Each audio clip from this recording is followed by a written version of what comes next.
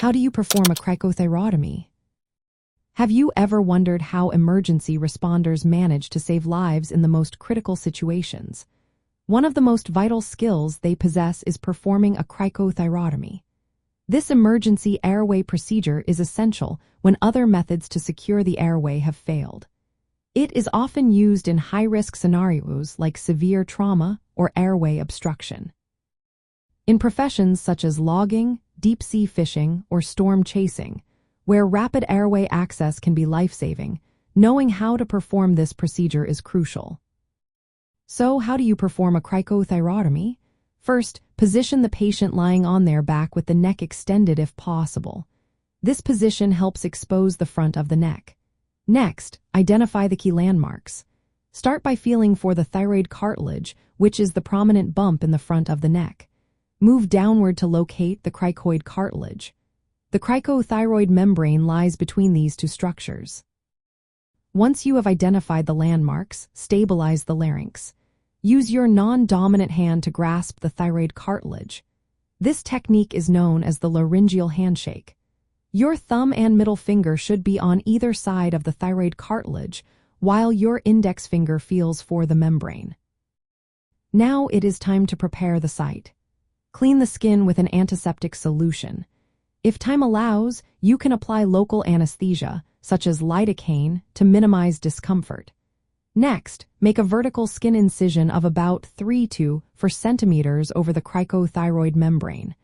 A vertical cut reduces the risk of damaging major blood vessels. After the incision, bluntly dissect through the subcutaneous tissue using your fingers or forceps to expose the cricothyroid membrane. Once exposed, make a horizontal incision through the membrane with a scalpel blade.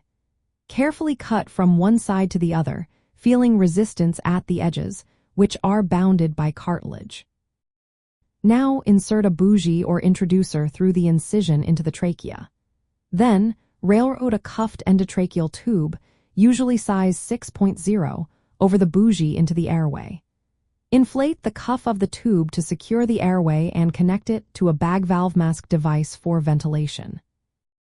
It is essential to confirm placement by checking for chest rise, breath sounds, and end-tidal carbon dioxide if available.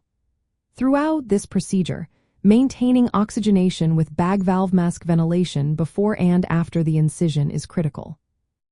In high-risk jobs like logging, deep-sea fishing, or storm chasing, injuries can be severe, and help may be delayed.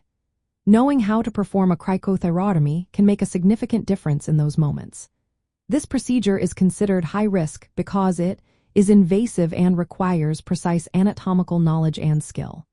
However, it is a vital skill for paramedics and emergency responders working in extreme conditions. Remember, cricothyrotomy is usually a last resort after failed intubation or when the airway is completely blocked. It is a rare but essential procedure in the toolkit of emergency medical providers operating in hazardous settings.